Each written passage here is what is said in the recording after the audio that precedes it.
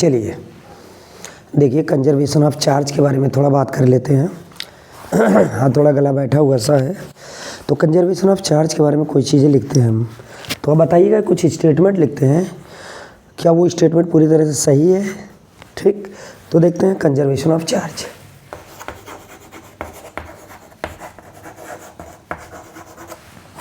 Conservation of charge, conservation of charge के बारे में लिखते हैं। पहला पार्ट,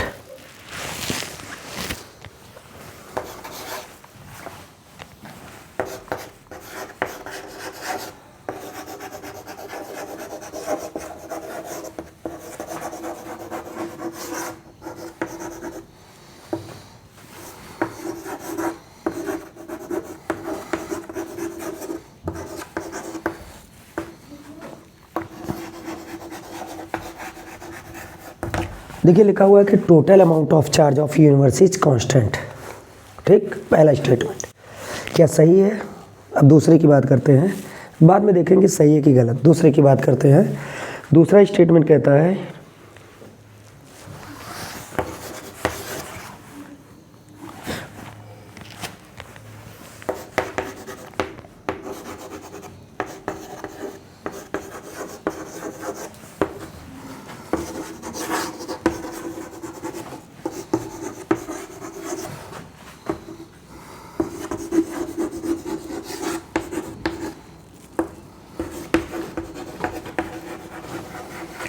लिखा हुआ है कि in an isolated system total charge is conserve. क्या आइसोलेटेड सिस्टम में टोटल चार्ज कंजर्व रहता है? इसको सोचिए ज़रा।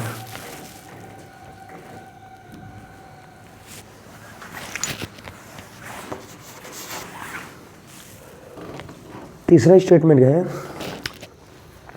कि charge can neither be created nor be destroyed.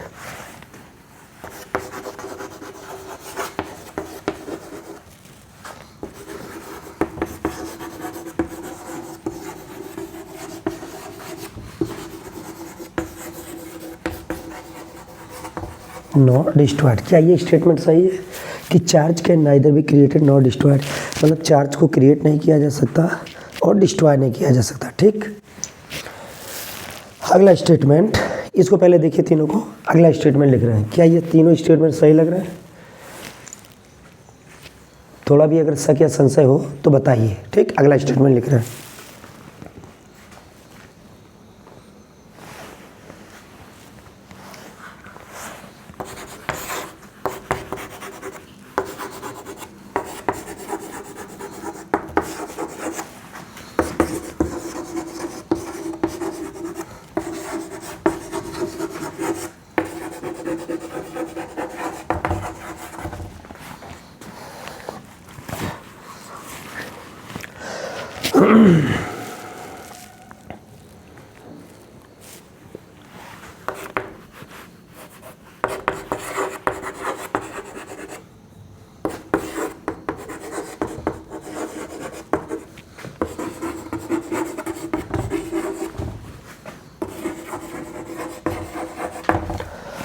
ये चार स्टेटमेंट आपके सामने हैं। कंजर्वेशन ऑफ चार्ज के बारे में बात कर रहे हैं। इसको बताइए कि यह चारों स्टेटमेंट आपको सही लग रहा है कि नहीं? अच्छे से देख लीजिए। थोड़ा सपोर्ट करिएगा, थोड़ा गला आज बैठा हुआ है। चारों स्टेटमेंट पढ़ दे रहे हैं कि total amount of charge of universe is constant. ठीक, अगला है in an isolated system total charge is conserve. किसी भी अलग थलग आइसोलेटेड सिस्टम का जो टोटल चार्ज होता है कंजर्व रहता है। क्या ये बात सही है? क्या ये बात सही है? तीसरी चीज़, charge can neither be created nor destroy. Charge can neither be created nor destroy, charge को नहीं बनाया जा सकता है, ना तो पैदा किया जा सकता है, ना तो डिस्ट्रॉय। क्या ये बात सही है? चौथा statement, in an chemical reaction equal amount of positive and negative ions must be created. क्या किसी केमिकल रिएक्शन में जो आयंस बनते हैं वो पॉजिटिव और नेगेटिव क्या इक्वल अमाउंट में बनते हैं? ये सब कंजर्वेशन ऑफ चार्ज के बारे में बताते हैं। इसे बताइए, 10 सेकंड का टाइम लीजिए, बताइए, फिर हम अपना सोल्यूशन बताते हैं। इसमें से कौन सा स्टेटमेंट सही है, कौन सा गलत है, या सब सही है? ठीक, सोचिए।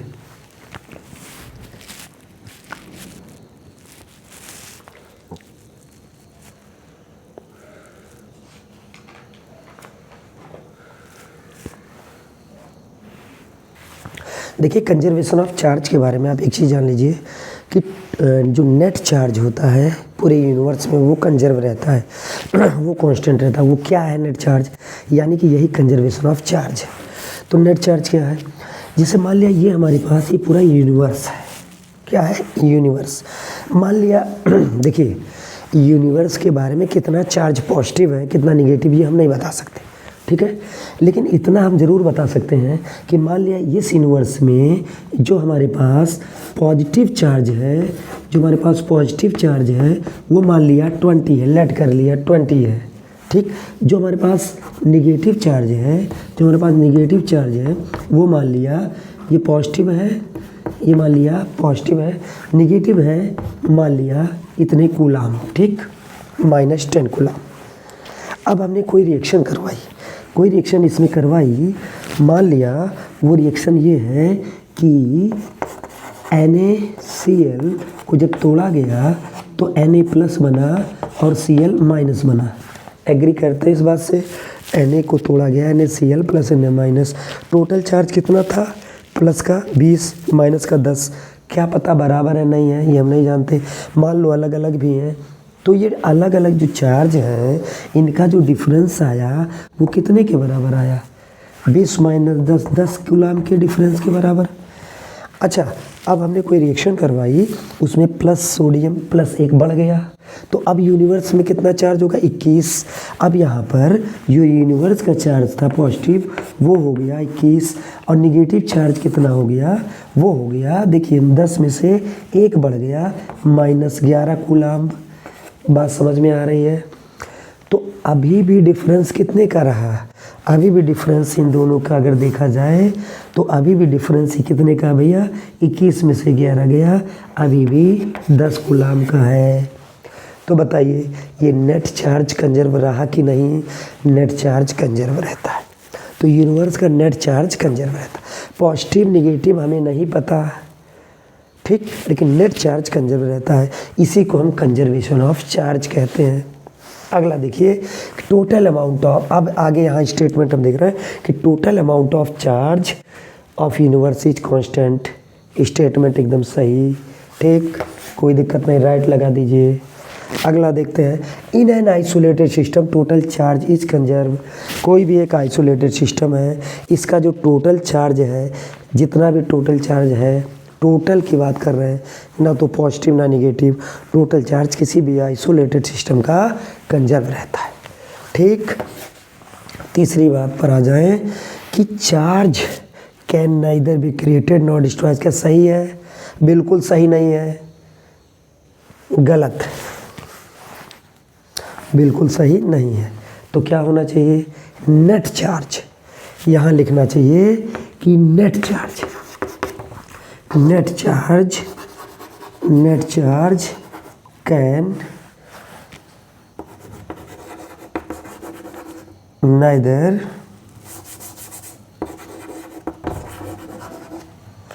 neither be created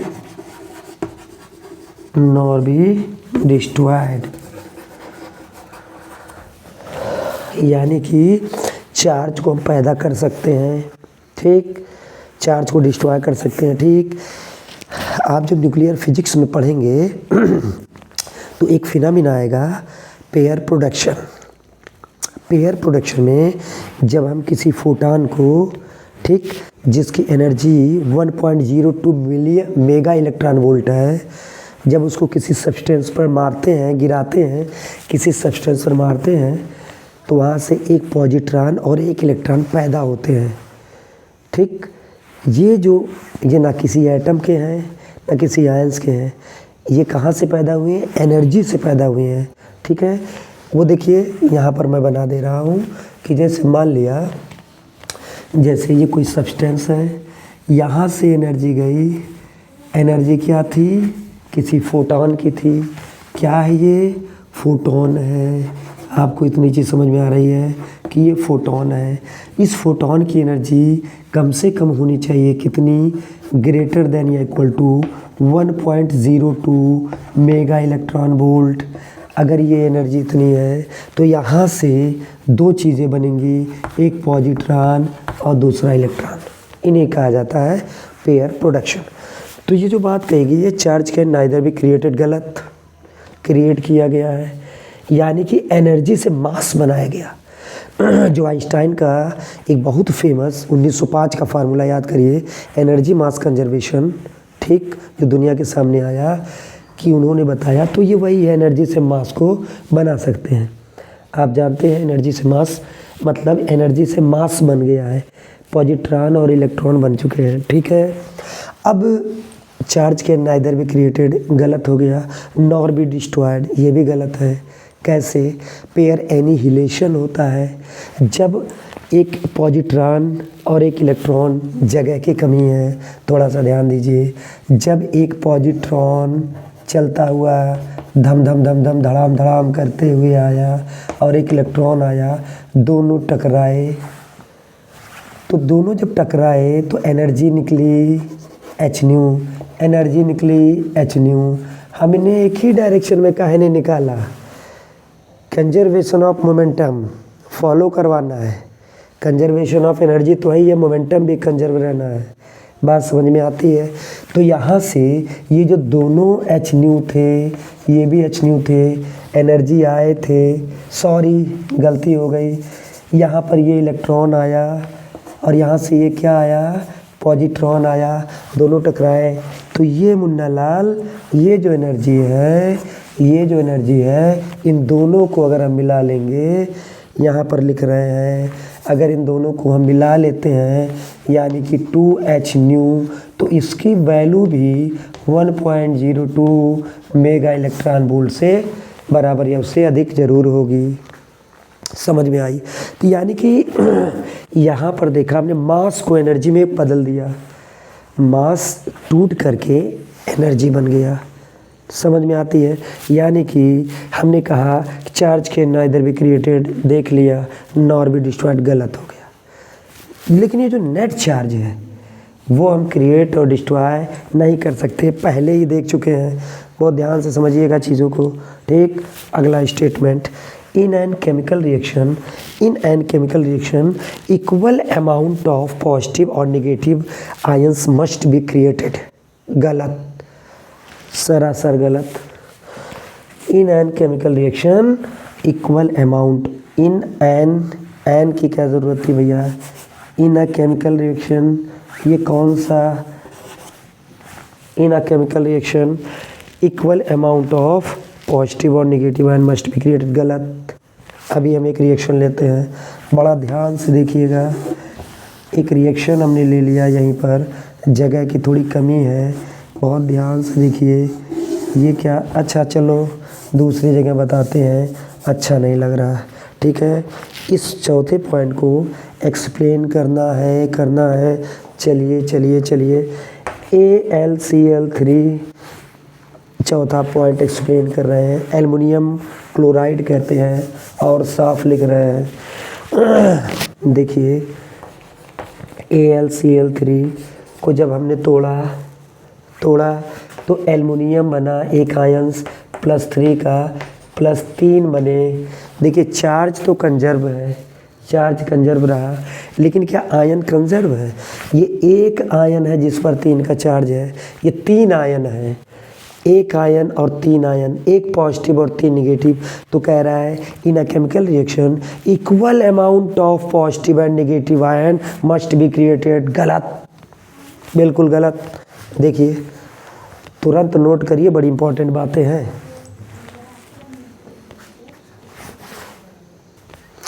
अब एक क्वेश्चन मैं आपको देता हूं, उसमें आपको चार्ज बताना है। क्वेश्चन ये है, find protonic charge of the following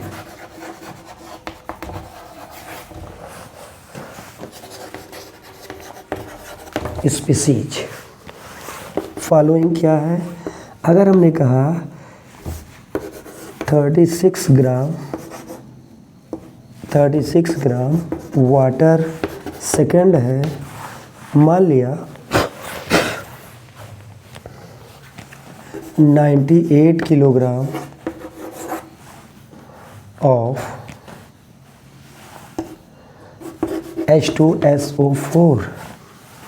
ठीक, अगर इस दोनों में हम ले लेते हैं प्रोटॉनिक चार्ज के बारे में बात करते हैं तो कैसे बताएंगे? थोड़ा सा मोल्स के बारे में समझिए। मोल्स क्या है? बिना मोल्स के हम नहीं बता पाएंगे। एवोगैड्रो साहब ने मोल्स के बारे में कुछ बताया था। मोल एक नंबर है जिसकी वैल्यू होती है कितनी? मोल एक नंबर है जिसकी 6.022 इंटू 10⁻23, बहुत बड़ी संख्या है। जैसे किलो का मतलब ये मोल है, जैसे किलो है, किलो का मतलब इतना। जैसे दर्जन, जैसे दर्जन का मतलब 12, किलो का मतलब 10⁻। मिलियन, जैसे मिलियन, जैसे मिलियन का मतलब 10⁻6। जैसे बिलियन, जैसे बिलियन का मतलब 10⁻9। वैसे मोल है एक संख्या। एक मोल फ़ैन चाहिए, इतना फ़ैन लाइए, 6 के बाद 23 जीरो लगाइए।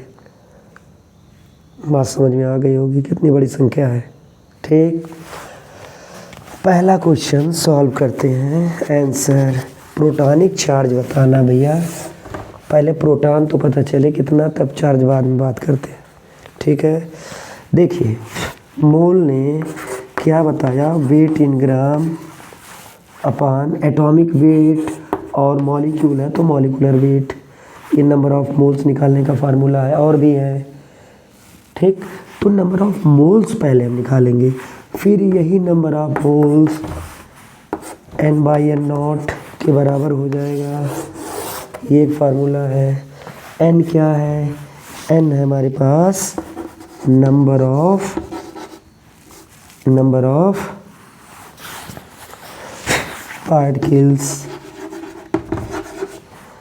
पार्टिकल्स में 3 चीज़ें। अगर यहाँ स्पीशीज जो ले गई है, अगर वो आयंस है, आयंस, एटम है, एटम, मॉलिक्यूल है, मॉलिक्यूल, तो एटम्स हो सकता है, आयंस हो सकता है, और मॉलिक्यूल्स हो सकता है, कुछ भी हो सकता है। ये मॉलिक्यूल है तो N क्या बताएगा? मॉलिक्यूल। N0 क्या है? एक एवोगैड्रो नंबर है, 6.022 इंटू 10⁻23 है। समझ में आज बात आई? वेट कितना लिया गया? कितना लिया गया?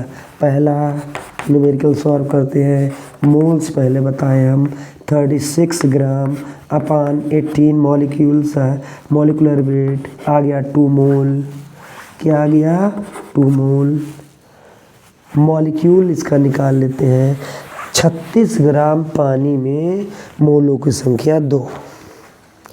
36 ग्राम पानी के मोलों की संख्या 2। ठीक, अब देखिए 36 ग्राम पानी में जब मोलों की संख्या 2 है तो 36 ग्राम वाटर में कितने मॉलिक्यूल होंगे? अरे एक वाटर का मॉलिक्यूल H2O, ये एक मॉलिक्यूल, 2 मॉलिक्यूल, 3 मॉलिक्यूल, 36 ग्राम में ऐसे कितने मॉलिक्यूल? तो पहले मोल्स निकालेंगे, उस मोल्स को यहाँ से N कैलकुलेट कर लेंगे। कितना आसान फार्मूला, मोल बराबर ये रख दीजिए। अब ये मोल बराबर N/N0, इसकी संख्या 2, N/N0, यहाँ से आ गया N की वैल्यू क्या आ गया? 2N0। बात समझ में आती है? अब यहाँ पर मॉलिक्यूल था तो N क्या बताएगा? मॉलिक्यूल्स। आयन होता क्या बताता? आयंस। एटम होता क्या बताता? एटम। नब ये क्या बताया? 36 ग्राम में कितने मॉलिक्यूल हैं? ये बताएगा मॉलिक्यूल्स। समझ बात आई? ये मॉलिक्यूल्स बता दिया। ठीक, अब एक मॉलिक्यूल में प्रोटॉनों की संख्या कितनी? अरे हाइड्रोजन में 1 प्रोटॉन, 2 हाइड्रोजन में 2 प्रोटॉन, 1 ऑक्सीजन में 8 प्रोटॉन। ऑक्सीजन का एटॉमिक नंबर 6, एटॉमिक नंबर जितना उतने प्रोटॉन। कोई गलत नहीं कर सकता, इलेक्ट्रॉन गलत भी हो जाएंगे चार्ज आने जाने पर। चार्ज के आने और चार्ज के जाने पर इलेक्ट्रॉनों की संख्या ऑक्सीजन में घटेगी बढ़ेगी। प्रोटॉन न्यूक्लियस में पाए जाते हैं, आप कैसे निकालोगे? उसकी संख्या तो फिक्स है, तो जितना एटॉमिक नंबर उतना ही प्रोटॉन। ऑक्सीजन का एटॉमिक नंबर 8, प्रोटॉन 8। H2O में कितने ऑक्सीजन? 1, प्रोटॉन 8। हाइड्रोजन 2 तो 2 प्रोटॉन, 1 हाइड्रोजन में 1 प्रोटॉन, 2 हाइड्रोजन में 2 प्रोटॉन, टोटल प्रोटॉन 10। एक मॉलिक्यूल में जब 10 प्रोटॉन है, यूनिटरी मेथड लगाइए, तो 2n0 मॉलिक्यूल में कितने हो जाएंगे? 20n0 proton. ठीक, तो नंबर ऑफ प्रोटॉन, यहाँ पर बहुत ध्यान से देखिएगा, नंबर ऑफ प्रोटॉन अगर हमने निकाला, नंबर ऑफ प्रोटॉन, तो एक मॉलिक्यूल में प्रोटॉनों की संख्या 10, तो 2n0 में 10 इंटू 2n0 प्रोटॉन, कितने प्रोटॉन हो गए? 20n0 प्रोटॉन हो गए। समझ में बात आई? ये प्रोटॉनों की संख्या निकल गई। एक प्रोटॉन में चार्ज अब कितना होता है? ठीक है, तो यहाँ से देखो भैया, इसको नोट करो, थोड़ा साफ वाफ कर लें, नहीं तो सब इसी में घमंजा होके मिक्स वेज बन जाएगा। इसको नोट करो, यहाँ पर ये याद रखिएगा, प्रोटॉनों की संख्या तक निकाले हैं। अभी हमको प्रोटॉनिक चार्ज बताना है। ठीक, बताते हैं, नोट करिए। चलिए अब देखते हैं। अभी तो हमको प्रोटॉनिक चार्ज बताना है, तो हमने कहाँ तक पहुँचे थे हम, कि जो हमारे पास क्या आया था, हमारे पास आया था 20n0, यानी कि चार्ज जो संख्या आई थी वो 20n0 आई थी।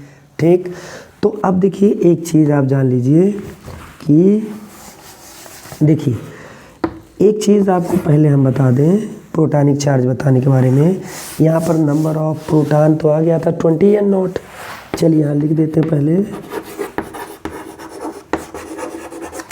एक मॉलिक्यूल में प्रोटॉनों की संख्या 10 थी। ठीक, तो n0 2n0 में प्रोटॉनों की संख्या, तो नंबर ऑफ प्रोटॉन, ठीक है, नंबर ऑफ प्रोटॉन 2n0 में आ गए थे। देखो 10 into 2n0 equal to 20n0, ये आ गए थे हमारे पास प्रोटॉनों की संख्या।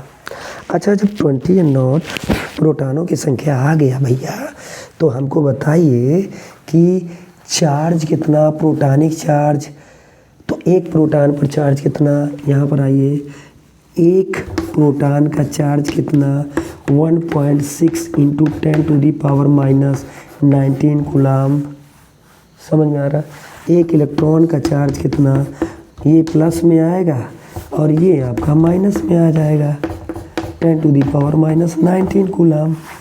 ठीक है, अच्छा एक चीज़ हमको बता दीजिए यहीं पर, एक फैराडे क्या होता है? 1 फैराडे इक्वल टू